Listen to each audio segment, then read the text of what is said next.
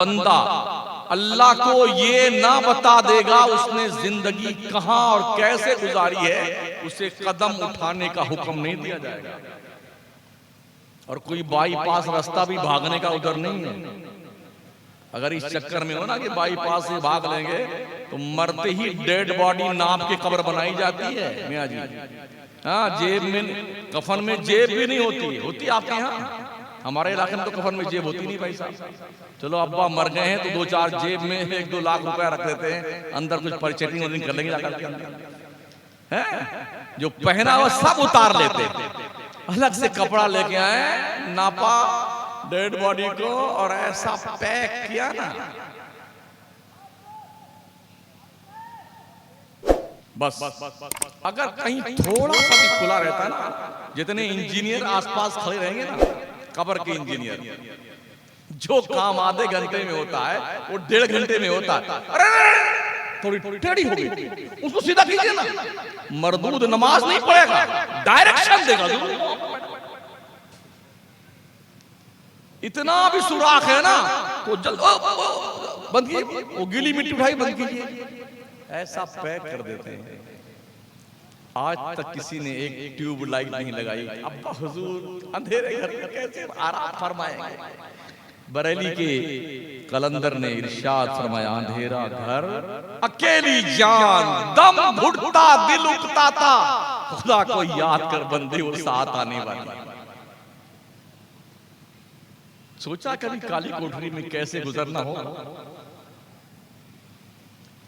ना पंखा है, ना रोशनी है, ना कोई मुनिसो हमदर्दो गमगुसार है, अकेले पड़े हैं। कब तक पड़े रहना? जब तक नफ़्ख़े सानिया दोबारा सूर न फूका जाए, तब तक पड़े रहियो अपनी कब्र में। ये मिट्टी खा जाती है, ये गाल, खूबसूरत खूबसूरत आंखें, माशाअल्लाह, हाथ पैर, पूरी बॉडी डिकम्पोज हो जाती है, हड्डियां तक मिट्टी खा जाती है। कभी जब अगर आपके तोंद शरीफ पे गुरूर की चर्बी चढ़ने लग जाए ना, तो तन्हाई में अपने कब्रिस्तान का एक बार चक्कर लगा लो और पूछो उन मुर्दों से जिसमें आपके परदादा, लकड़दादा, पकड़दादा, धकड़दादा, अब्बा हुजूर जो तशरीफ ले गए हैं, या प्रधान जी, महोदय जी, मिनिस्टर साहब, पूछिए कैसे हैं जनाब? तबीयत शरीफ ठीक तो है आपकी? किसी कब्र से जवाब तो नहीं आएगा। हाँ, खामोश सन्नाटा ये जरूर आपके दिमाग पे झन्नाटेदार थप्पड़ मारेगा। जालिम, मौत से किसको रुस्तगारी है? आज वो कल हमारी बारी है। कल तुमने भी इसी कब्र में मर के आना है, तुम्हारी औलादे भी। एक ही काम, लास्ट एक ही फैसला, मिन्हा खलकनाकुम वो फीहा नुईदुकुम मिन्ना नुखरिजुकुम तारतन उखरा। अब्बा आप जानो, आपकी कब्र जाने, हम तो चले बिल्डिंग बांटने के लिए, खेत बांटने के लिए, खजाना बांटने के लिए। इसलिए ओ लोगों, हलाल कमाओ, हलाल, ताकि मरने के बाद टूटे ना जाओ। जो गोश्त हराम पैसों से परवान चढ़ता है, उसे जहन्नम में जाने से कोई रोक नहीं सकता है। इसलिए हलाल कमाओ, भले चटनी रोटी खाओ, हमें सूखी रोटी खा लेना। कोई भूख से मरता नहीं है, आदमी मौत से मरता है, भूख से नहीं मरता है। इसलिए सूखी रोटी खा लेना, मगर हलाल के साथ। बच्चों की परवरिश करना, हलाल रोजी से परवरिश करना। कुछ सवालात हैं।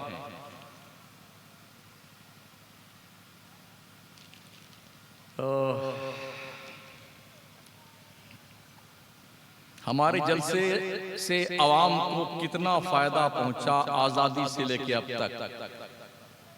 1%, सिर्फ 1%। 99% हम अपने जलसों से माइनस हैं, माइनस। 1% फायदा हुआ। ये खरबों रुपए जो पर एयर सुन्नियों के जलसों और उर्सों पे खर्च होते हैं ना, इनका सिर्फ 1% फायदा होता है। ऐसा सौदा कोई पागल ही करता होगा कि जिसका लॉस 99% हो और 1% प्लस हो। ऐसा धंधा दुनिया में पागल ही कर सकता है। शायद हम लोग पागल ही हैं। हमारे जलसे में दानिश्वर हजरात, डॉक्टर, जज, इंजीनियर, प्रोफेसर क्यों नहीं आते? उसकी वजह यह है कि हमारे जलसे रात भर के रत जगा के होते हैं, ठीक है ना, और एक से एक बढ़ के गवैये आते हैं, हो हल्ला मचाते हैं, और आप भी चिल्ला करके जिंदाबाद जिंदाबाद करते हैं। पढ़ा लिखा आदमी इस जंगली माहौल को एक्सेप्ट नहीं करता है, इसलिए ये ग्रेजुएट लोग हमारे जलसों में नहीं आते। दूसरे, उनके पास इतना वक्त भी नहीं होता है कि वो आए, थोड़ी देर के टीवी स्टार्ट किया, कुछ देखना हुआ देख लिया, फिर सो गए। तो हमारे जलसों में जज वगैरह इस पढ़े लिखे नहीं आते। एक तो ये, दूसरे ये कि ऐसे खतीब आते हैं जो फेंकम फांक ले तरह की दैट तरह की, सारी कमेटी के लोग कसम खुदा के साफ जन्नती हैं। मेरे बाप को नहीं पता कि मैं जन्नत में जाऊंगा, मैं आपको टिकट देके जाऊंगा जन्नती होने का, और कमेटी फूल के गुब्बारा बन रहा, कसम खुदा की तो शमसुद्दीन ने जन्नती बना दिया मुझे। ये मिस्टेक है हमारे। नात खानी इबादत है, मगर नात खानी से कितनी इस्लाह हुई है अवाम की, वो मैंने बता भी दिया है। ढेले भर का नहीं फायदा। नात खानी से 1 पैसे का भी फायदा नहीं। जलसे से 1% का फायदा तो हुआ है ना, मगर नात खानी से वो 1 पैसा भी गायब हो।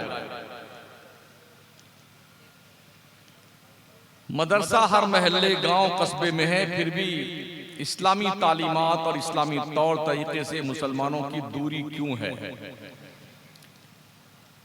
पहली बात तो ये कि हमारे उलमा को और हमारे हुफ़ाज़ को, हमारे अइम्मा को पढ़ने की भी जरूरत है, तरबियत की भी जरूरत है, हिकमत अमली की भी जरूरत है, कौम के लोगों से मिलके संजीदगी से बात करने की भी जरूरत है। उदउ इला सबीली रब्बिका बिल हिकमति वल मौइज़तिल हसना वजादिलहुम बिल्लती ही अहसन इन्न रब्बका हुवा आलमु बिमन दल्ला अन सबीली व हुवा आलमु बिल मुहतदीन। बंदों को अल्लाह के रास्ते की तरफ बुलाओ, हिकमत और अच्छी बात बोल करके। अगर बहस की नौबत आ जाए तो जो सबसे खूबसूरत तरीका हो उस ढंग पे बहस कीजिए। तुम हिदायत नहीं दे सकते हो। इन्न रब्बका हुवा आलमु बिमन दल्ला अन सबीली, बेशक तुम्हारा रब ही जानता है कि कौन उसके रास्ते से बहक जाएगा। वह हुवा आलमु बिल मुहतदीन, वही जानता है हिदायत कौन पाएगा। ये हम नहीं जानते, अल्लाह ही जानता है। हम किसी को हिदायत दे नहीं सकते हैं, हिदायत समझा सकते हैं। तो एक तो इस हिकमत अमली की जरूरत है, और दूसरे ये संजीदा अफराद की एक कमेटी तश्कील दी जाए। मैंने पहले अर्ज किया, सबसे पहले हमारे मुस्लिहीन, मुबल्लिगीन, उलमा, कायदीन, हुफ़ाज़, कुर्रा पढ़ने के बाद, दस्तार बंधवाने के बाद 2 साल का कोर्स इनका रखा जाए, ट्रेनिंग का। जिस तरह से बीए कर लेने के बाद, एमए कर लेने के बाद 2 साल का बीएड का कोर्स होता है, एमएड का कोर्स होता है कि पढ़ाया कैसे जाए, ये तरीका 2 साल बताने के लिए रखा जाए। इधर से मसनद से निकले, उठ के मौलाना बन के इधर बैठ गए कुर्सी पे, तो उन्हें पढ़ाना नहीं आता। पढ़ तो लिया है, पढ़ाना नहीं आता। तो वो सोचते हैं कि हमारे उस्ताद ने भी हमारी खूब धुनाई करी है, तो हम भी अपने बच्चों की खूब धुनाई करें।